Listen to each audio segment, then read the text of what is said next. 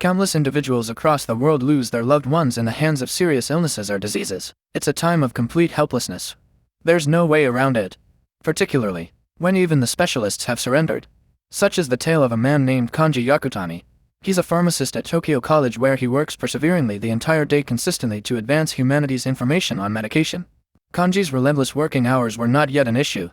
However, no human can keep that up for a drawn-out timeframe and not face the consequences. At one such occasion, Kanji was so caught up in his work that he forgot for exactly how long he had been working, and when he got up he encountered an unexpected blow of unsteadiness.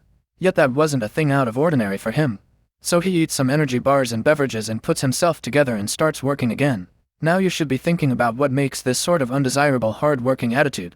Well, as the teacher is drinking those energy drinks, he sees an image of his younger sister in the work area. She died from a brain tumor when they were kids. He reviews that according to doctors her cancer couldn't be completely taken out and surrendered before giving their all. This made Kanji feel totally vulnerable as he saw his sister die in a horrible nightmarish way.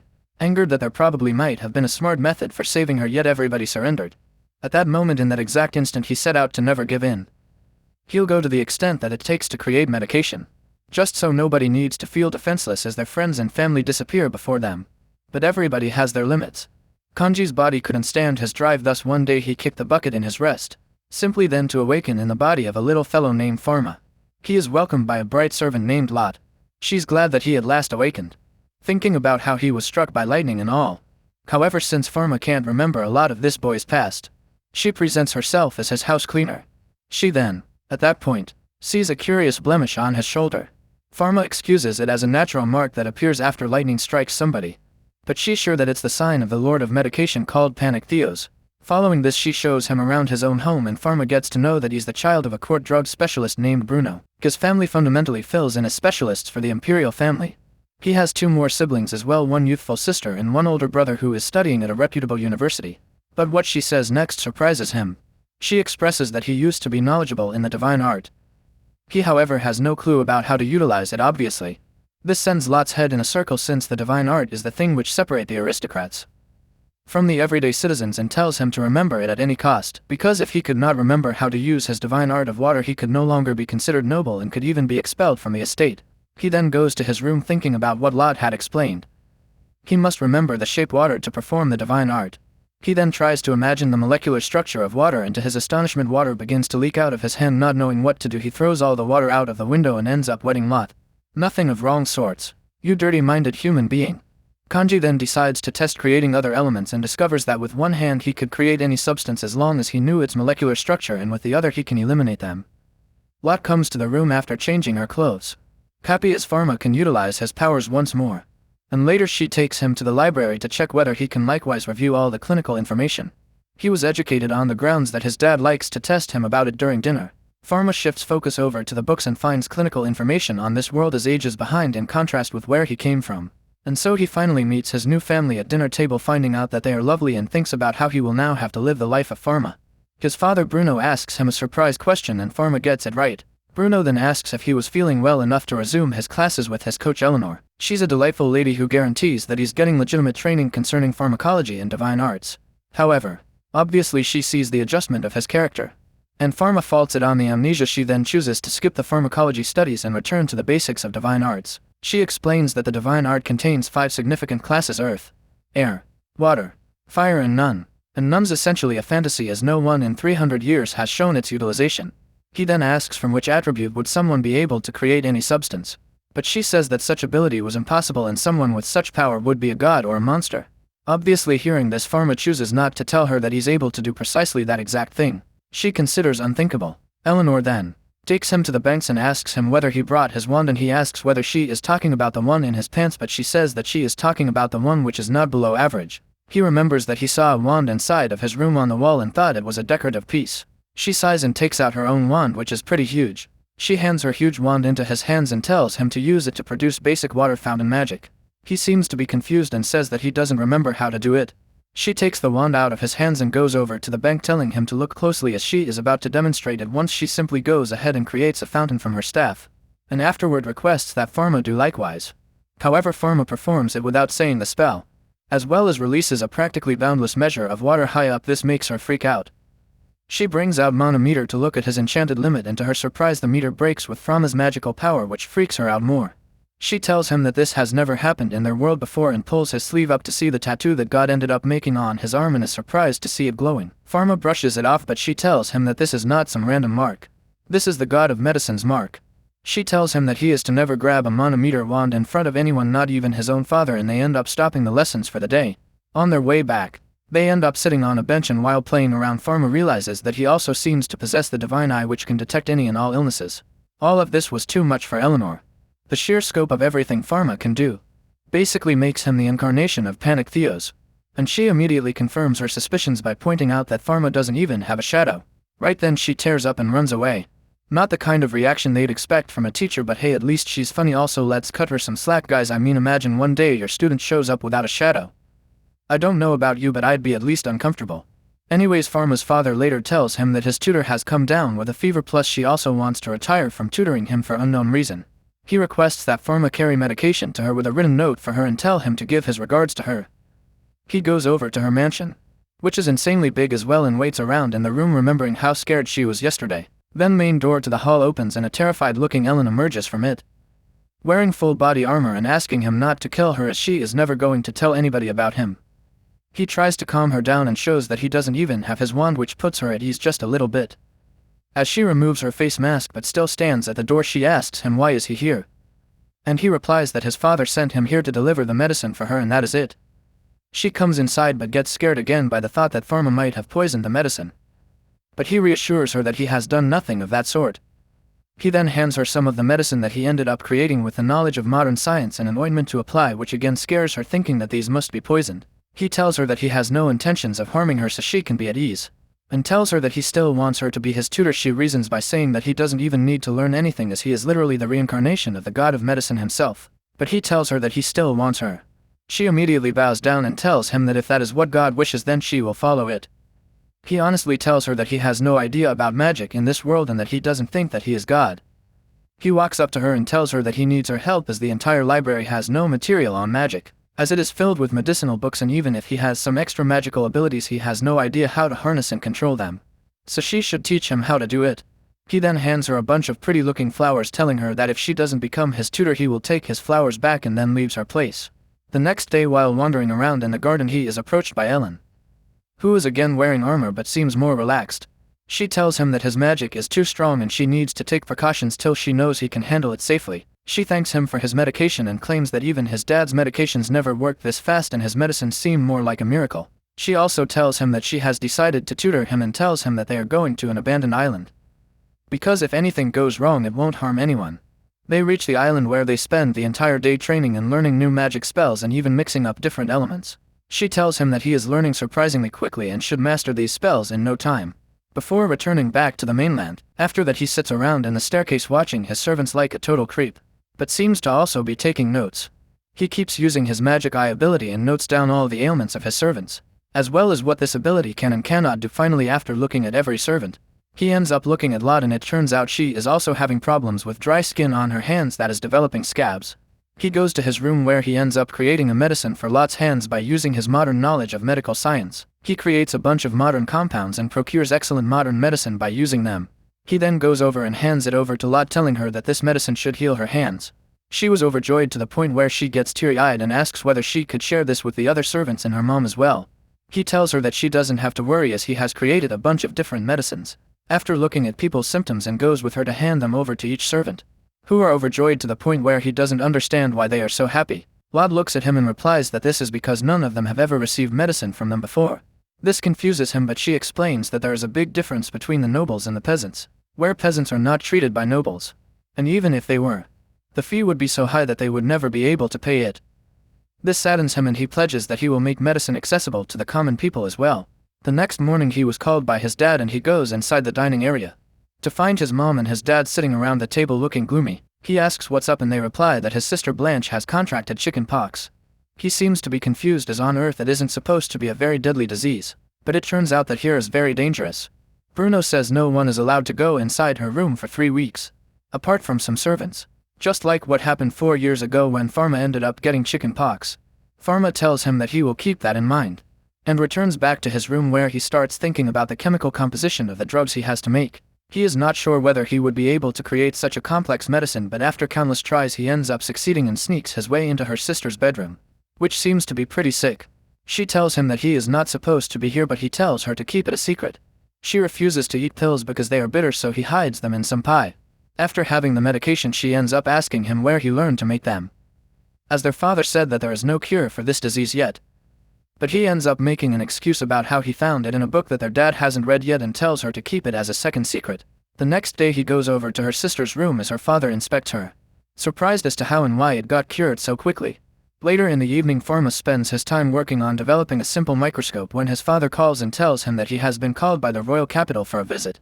He seems to be really worried and starts coughing himself.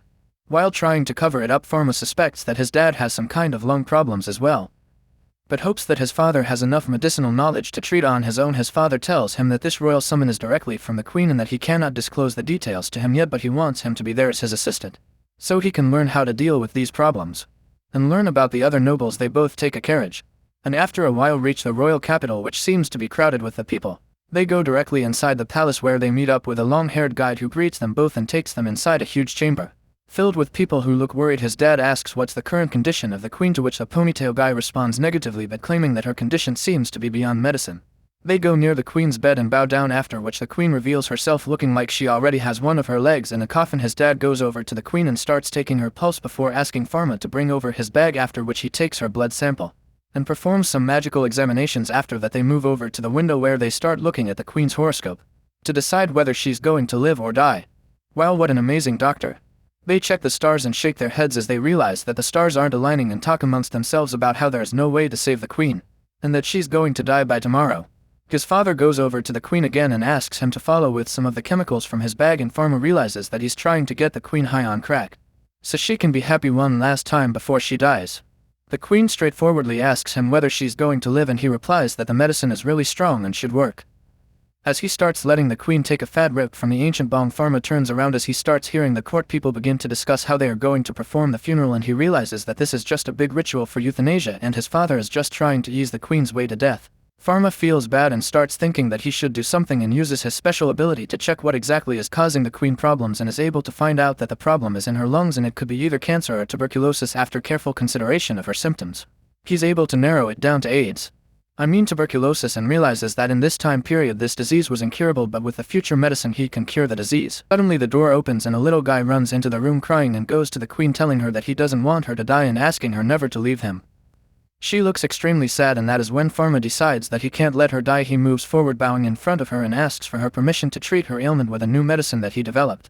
All the court people immediately gasp at this as his own father walks by his side and asks him about this nonsense. Pharma still claims that he can treat the queen, to which his dad scolds him not to speak if he doesn't know what he is dealing with. But the queen stops him, telling him that she will let Pharma try what he wants because he is the only one who is not trying to get her high. He thanks her and rushes out of the court and closes himself inside of a room and jams the door with his ice magic. He starts getting his stuff out of his bag when his father arrives and starts banging on the door, ordering him to open it this very instant. But he tries to concentrate and begins thinking about the compound that he will need to create the medicine. This would be a very complicated one, so he draws the chemical nature of the compound before imagining it and synthesizing it. Before he can do that, however, his father breaks through the door with his own magic and tells him to stop this foolishness. He tells Pharma that the disease is incurable and he is just going to create more problems and pain for the queen. Pharma replies that the disease is not incurable and that his father is just dumb, as he believes in astrology, just like any other dumb girl that I know of. He then turns around and starts synthesizing his medicine, but his father gets offended by his dislike for astrology, just like any other dumb girl, and tells him that this is actual science as well. Before shooting ice blast at him, Pharma turns around, and by that time, his father already has his wand raised just like me every morning, and tells him to answer what kind of miracle medicine he's talking about, as without the knowledge that medicine is just poison. Pharma tells his dad to put away his erect wand, but just like my creepy uncle, he refuses and shoots more ice blasts at him. Pharma turns around and quickly uses a magic barrier to block the attack, which shocks his father to the core. Before erecting a giant ice wall in front of him, his father is shell-shocked, as no one can use magic without a wand or without using incantations, and he asks Pharma who he really is, as he is not his son. Pharma has no idea how to explain to his boomer father the concept of Isekai'd, but his father ends up finding his diary, which is filled with chemistry texts. He asks Pharma where he got this knowledge, and he replies that when he was in a coma he had a dream and suddenly he knew everything about medicine and Kama Sutra. His father asks whether it was a revelation from the medicine god, but Pharma honestly replies that he has no idea. His father tells him that if he really got revelation from God himself, then there is nothing he can do. He puts his wand back into his sheath, unlike my creepy uncle. Pharma also shows some respect and evaporates the entire wall, shocking his dad once again as he thought Pharma's element was water.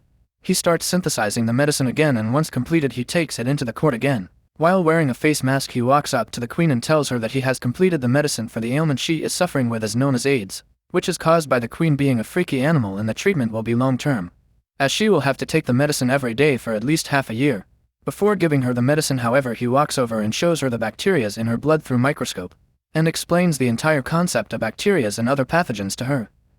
He then drinks one of the medicine to show that he isn't trying to poison her, and the queen drinks the medicine herself. All the nobles gather around to have a look at the microscope and are amazed by the things they see, asking him what kind of magic this is. He then returns back to his mansion with his father, where he gives medicine to his father to take care for his cough. Bruno then comments on how he would now have to learn from Pharma. But Pharma says that he had never treated patients on the brink of death personally before, and it was he who had guided him on how to act, and says that he was still an apprentice who needed his father's help to guide his path. It has been 3 months now since their house call for the queen of this kingdom. Both Pharma and his father has devised a routine to compare their chemistry notes every morning and figure out whether they want to try out anything new. He is surprised at the knowledge that Pharma has and can only comprehend it as a blessing from the gods. His father also tells him that he was recently approached by people from a medical college who wanted him to reveal the way to create these drugs.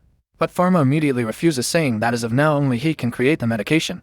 His father tells him that he doesn't need to worry, as he told the medical college people that they could never create the medication, as he knew that Pharma was making these medication with power of God. But Pharma tells his dad that the medication can be made by everyone in near future, and tells him that his actual intentions are to release the recipe of this drug to the public, so that the cure of tuberculosis can be made at every pharmaceutical shop. But the problem is that right now, he is using his special abilities to create these drugs, and creating it natural way will take some time. His father then comments that some people might want to eliminate him, and that there were even suspicions that someone might have infected the Empress on purpose. But Pharma doubts it because it was something almost impossible to do. Later Pharma visits Elizabeth to see how she is doing, and meets with Lord Noah, who explains to him that the Empress was deciding which reward to give him for saving her life. Pharma says that he would not want a reward, but after the Lord insists, he comments that his dream was to open a pharmacy. Later he meets with Elizabeth and we see that she was much better. She thanks him for everything, but comments that she was worried about her authority as Empress since everyone thought she was going to die. Pharma then comforts her by saying that as long as her son and the people who needed her existed, she would never be useless, and she says that his words are like medicine for the heart. He then comments that he has also seen death up close, and it has made him enjoy his next life more. A few months later, at Elizabeth's request, Pharma and his father attend an important ceremony where she grants his father a large territory, and promotes Pharma, who goes from apprentice to royal pharmacist, and grants him permission to open a pharmacy.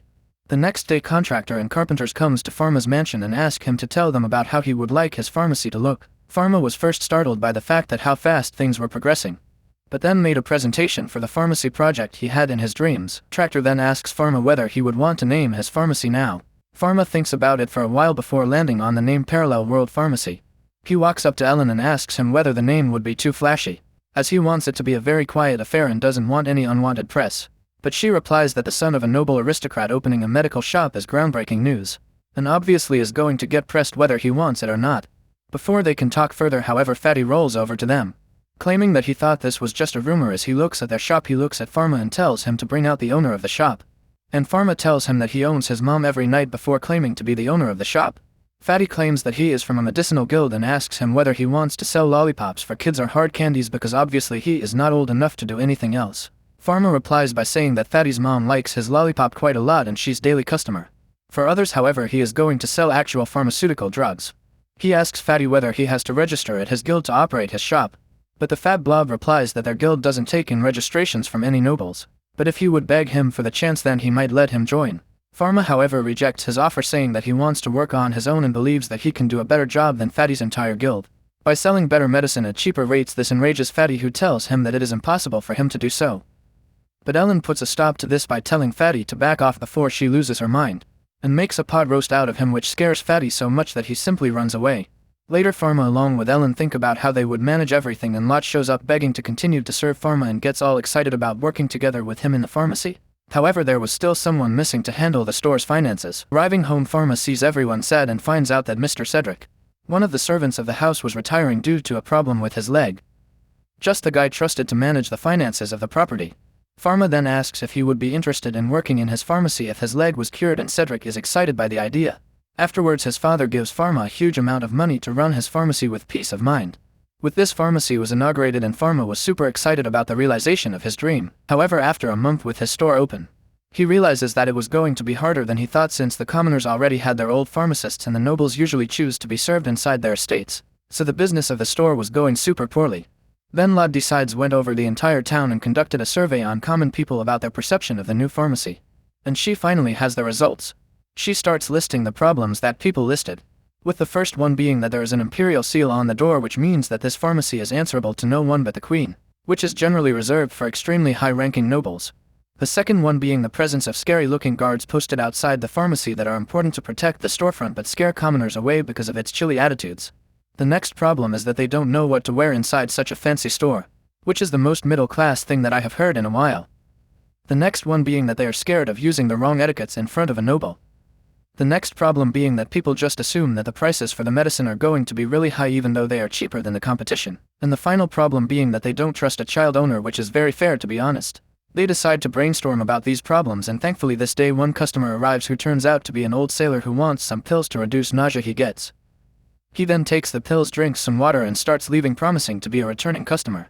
When Pharma stops him and gives him some vitamin C pills, claiming that sailors are very prone to vitamin C deficiency and this pill will help them.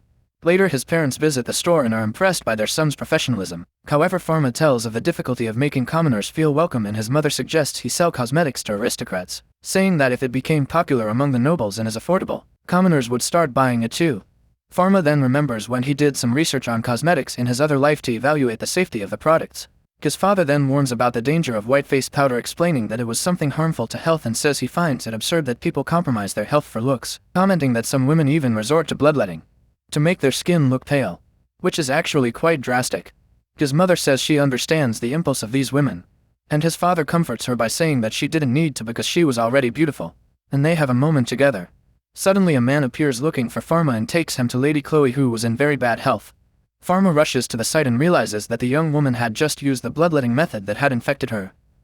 At the pharmacy, Lady Chloe explains that she did the same thing to make herself prettier for a guy who had rejected her for not being so pale. Nonsense, because the lady was beautiful. Pharma gives her the necessary medicine, asking her to stop not only the bloodletting as it would put her life at risk, but also to stop using the white powder as it shortened her life. The young woman begins to cry and he then asks her to come back after a week as he will have the solution for her by that time. After a week she returns and finds that he has made a cream for her to use on her face that is not harmful to her health and even looks much better than the powder she was using, and it even had sunscreen, something that did not exist at the time, making the lady happy with the product. With this new product and lots efforts at advertisement, the store was booming with the customers for cream, making it more and more successful. With this, the people also realized that the pharmacy did indeed have affordable prices and even with pictures to help those who could not read. But with a large number of customers it became too much for Pharma and the creams ran out too fast. Lady Chloe returns to the store bringing her friends to show them the creams and realizes what was happening and decides to become a partner, hiring top pharmacists who were unemployed to help in the service, which gave a relief in their service and also be of a new job opportunity to young women. After some time, Lot conducts her public survey again and everyone is pleased to see that all the comments about the store now have been positive. Later, Empress Elizabeth goes to the store to see the cream that everyone was talking about and makes it clear to Pharma that she wants to be the first to see the new products. He then apologizes and presents a lip gloss to her. She is delighted with the result, and tells that the companies that sold toxic beauty products are on the verge of going bankrupt. Sometime later everyone goes to Pharma's father's new land, which he got from the Empress while his father is taking care of business. Pharma decides to go to the beach and his father makes it clear to him not to go in the sea. But when he gets there, Blanche and Lot beg him to let them at least get their feet wet in the sea, and he gives in as long as they stay at the edge, since they can't swim. Ellen then decides to go into the sea as well. Pharma remembers her little sister in the other life who was also dying to go in the sea but couldn't because she was too small, and form a promise that next year when she would be older they would swim together, but unfortunately shortly after they discovered her illness and he couldn't keep his promise. At this moment the worst possible thing happens. Blanche ends up being carried away by the current, and before the others could think, Pharma was already swimming after her, desperate, thinking that he would lose his little sister in this world too. With Blanche deeper and deeper into the water, in his desperation Pharma ends up activating his power and literally nullifies an entire part of the sea in an extremely sinister way and manages to save Blanche. He tells Ellen that he thinks it was a negative attribute, but she explains that even negative attributes don't do something like that. But with the power being creepy or not, thanks to it, Pharma was able to save his little sister. At night, Pharma realizes how risky it was to remove all the water from the place because the body is made of water and he could have removed the water from Ellen's body and Blanche's body, and thinks that he really should be feared. Lot shows up and reassures him, saying that she wasn't afraid of him but in awe of his power and heroism, and shows that she felt guilty for not going to Blanche's aid. But Pharma also reassures her, saying that she did the right thing because she couldn't swim, so she would only have put her life at risk, and says that he would hate it if anything had happened to her.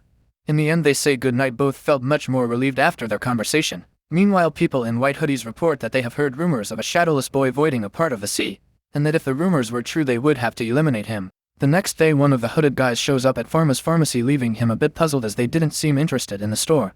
At dawn the guards shift change and an out-of-control horse carrying a cart ends up breaking into the pharmacy and destroying everything inside. Clearly something set up by someone who didn't like Pharma, who suspects the pharmacy guild or the guys in the robes. However, despite the almost total destruction of the store, all the customers contributed to help with the renovation, making Pharma thrilled to see how loved his pharmacy was. Suddenly a young woman comes running begging Pharma to help her father, who suddenly fell unconscious. He then goes with her to the place where her father was supposed to be. But when Pharma notices that it was a very isolated area of the city, he realizes that he had fallen into a trap and was surrounded by the guys in hoods. They are holy knights of the sacred kingdom responsible for identifying divinity in children and selecting the governor of each nation, even being above the power of the empress. In other words, Pharma was in a lot of trouble. Thinking that Pharma was an evil spirit, they tried to arrest him in several ways, but Pharma blocks all their arrests, making them more and more scared, and they decide to attack to kill, having no other choice. Pharma defends himself and ends up making Commander Solomon fell off his horse. As Pharma literally glows, demonstrating absurd power, he explains that he wants to use his abilities to heal and does not wish to hurt anyone, asking them to retreat. With the glow they notice the mark of the god of drugs on his shoulder, and because of this they think Pharma is a reincarnation of God. They ask Pharma for forgiveness and Commander Solomon says that he would pay for his mistake with his death. But Pharma stops him in time and realizes that he had fractured his leg in the fall and would need surgery. Despite being a pharmacist, he thinks that since surgeons at the time didn't have much knowledge and relied more on luck, he was the best option. He then performs the surgery on him and fortunately everything goes well. Everyone thanks the god of drugs, who not only did not punish them but also saved their commander's life. Months later Solomon shows up at Pharma's pharmacy and makes it clear that he would use his position to help Pharma hide his divine powers, and tells him that he has brought a gift from his temple, the wand of the drug god. Pharma takes the stick and it begins to light up, and Solomon says that it recognized the drug god. But when Ellen tries to hold it, the stick literally goes through her hand, and Solomon explains that only those who were not from this world could hold it, as if a stick couldn't be any better. Pharma realizes that he could fly on it like a little witch. On the way out we find out that Solomon was not responsible for the cart incident, so the main suspect in fact was the guild owner Varen. And as if the gift of the staff was not enough, Solomon gives Pharma a talisman that would give him shadow so that his presence in the sun would not be suspicious. Pharma seems to be more excited about the talisman than the stick and explains that it is because with it he would be able to walk around with his little sister-in-law without worry. And so Pharma walks with the two quietly and thinks about how his pharmacy was growing and would need new partnerships and employees. Suddenly, he sees another pharmacy owned by a pharmacist named Pierre, with a customer wanting to buy the same products as from the Pharma's store. But the store owner explains that he needed guild's permission to make this happen, and there was only the Varian's guild and he would not allow it. Back at his store, Pharma decides that in order to expand his pharmacy and to be able to release his products to other stores he would need to have a guild, and so they begin preparations to create one. Meanwhile, Varone, the head of the guild, holds a meeting with all of his members to criticize Pharma's pharmacy and makes it clear that anyone from the guild who went to that store would lose their business license. Full trades of jerk. However, Pierre's daughter burns up in fever and he tries to take her to several doctors, but they are all closed. And suddenly Pharma shows up. With having no other choice, Pierre goes to his store, where Pharma guides him through the back doors, which he thinks are the entrance for the commoners who could not enter through the front door. But he later finds out that it was really just to prevent his daughter's infection from spreading. And so Pharma examines her, showing above normal knowledge and care for the patients, leaving Pierre amazed at the treatment and expected it to be of high price tag, but was surprised to find out that it was cheaper than any medication in his own store, ultimately understanding the reason why the customers no longer wanted to go to other pharmacies. At home, Pierre confesses to his wife that he needed to go to Pharma's pharmacy, and she worries that if Baron found out he would be expelled from the guild. But he comments that as a pharmacist they should be learning from Pharma to evolve and help people, and is saddened to think that if his wife or daughter got sick and depended on the guild's treatment they would probably die because the treatment was so inferior and based on luck. The next day, Baron holds another meeting with everyone in the guild to complain about Pharma. Apparently, He didn't know how to do anything else. And they all complained that his pharmacy was really a problem because it was stealing all the customers and it was also dangerous for them to close down. As Noble could easily stop serving the people and leave them without a pharmacy. Sure, we know that Pharma wouldn't do something like this, but it makes a little sense for them to be concerned. However, Varen asked Pierre, who was the closest store to Pharma, for his opinion and is surprised by his sincerity when he says that instead of seeing Pharma as a threat they could have him as a partner and learn from him. Which was in fact a good solution, but everyone thinks it's absurd and Pierre questions whether anyone from there has entered Pharma's pharmacy. And they all deny it because they saw no reason to see the competition, but Pierre ends up saying that if they went there they would understand why no one else goes to another pharmacies, making it clear that he himself had been there and loved it. With this knowledge, unfortunately, Pierre was expelled from the guild, being seen as a traitor. The next day we see his pharmacy was destroyed and he was shown desperate to work to support his family, but since he needed the guild's permission to continue being a pharmacist, he no longer can do so. When Pharma stops by the store to find out what had happened, he tells him that fortunately he's just got the Emperor's permission to have a guild and invites Pierre to be the first member to join, to which Pierre happily agrees. So he renovates his store, which now has the same products as Pharma's pharmacy. Despite this, he is worried about whether he will have any customers with a new guild, but fortunately when he opens the door he is thrilled to find a lot of people waiting for the new store to open. In the end, all turns out well for Pierre, who not only continues with a new guild but gains more customers and the ability to give the customers the treatment he wanted. Some time passes and at Pharma's home at a family dinner they receive a letter from Paul, Pharma's older brother, who was in a medical school. He says in a letter that he would postpone his visit because of a strange epidemic that was breaking out that had already killed about 1,000 people, and that was something contagious and probably contaminated goods were arriving by ship precisely in his father's land. Pharma asks his father to order some kind of sample of the disease in order to have more information. Meanwhile, the Empress holds a meeting for past year's kingdom's health and growth in mortality rate. She reflects on all that Pharma had done to improve the quality of medicine and thinks about granting him the title of Archduke. But he was still too young and it would be impossible at the moment, but she can already see that the boy will certainly have a very important position as soon as he is old enough. Later, Pharma receives an answer from his brother and finds out that the disease was the dreaded Black Plague and begins to make preparations to prevent it from spreading. He then reports everything to his father, who already suspected it was this disease and is amazed at how quickly his son took all possible and imaginable precautions, including making the medicine needed for the treatment and sending a large quantity to different part of kingdom's pharmacies. However, they still needed to avoid contamination as much as possible. They go to Elizabeth to inform her of what had happened and she agrees to limit the trade entries. Pharma also explains that they should eliminate disease carriers like fleas and rodents, and says that with these measures everything should be fine. He also finally creates a decent microscope which allows them to research without exposing themselves to disease. With this, the Black Plague is kept under control thanks to Pharma's knowledge and everyone's help. Meanwhile, in Bruno's old memories, a prisoner who was able to escape the temple's prison with the help of an evil spirit is shown. Time passes with Pharma and Ellen analyzing all the ships that were arriving with trades to ensure that the Black Plague did not reach land. Although everything is going as planned, some crews become impatient with the delay in the inspection and start complaining that the goods might spoil. They even start arguing among themselves to get clearance first. But John, the Commodore of the Empire and Pharma's first steady customer, shows up to help. Upon finishing inspecting the ships, Pharma discovers that a nearby village had been contaminated by the plague, spreading rapidly after some goods they received from smugglers. Hearing this, Pharma flies towards the village on his stick, leaving Ellen in charge to continue inspecting the arriving ships. While flying, he discovers one more of Stock's powers, the power to pass through objects. He arrives at village just in time to stop some villagers from leaving the place and explains that they cannot leave the village as this could spread the disease. They think that Pharma was an evil spirit trying to lead them to death since the boy appeared out of nowhere. After seeing villagers not showing any understanding to his pleas, Pharma arrests everyone with a huge eye sculpture and explains that he is a royal pharmacist who would give treatment to everyone, and that they could not leave without treatment because besides spreading the disease they could literally die. Inside the village, he asks to isolate the infected from the non-infected and to separate those with severe symptoms to speed up the treatment. Meanwhile, on the other side, John helps to keep the ships in order and sees a ship approaching, ignoring his orders, but as he gets closer, he finds that everyone on the ship is dead from the disease and regrets that some might have survived if they had received proper treatment, and gives the order to his men to sink the ship. In the village, Pharma had reached the end of his work and now the most difficult part remains, the place where the critically ill patients were. There he ends up meeting a member of the Holy Knight who attacked him with Solomon on their first encounter again. After using his divine vision, he discovers that 2 of the patients were there by mistake for having mistaken plague symptoms with simple flu symptoms. And out of other 12, most of them could be treated, and so he treats them all with the help of Holy Knights. Meanwhile, Ellen continued to handle the inspections in Pharma's place, worrying about whether she was doing a good job. After all, she didn't have an eye that showed who was infected or not.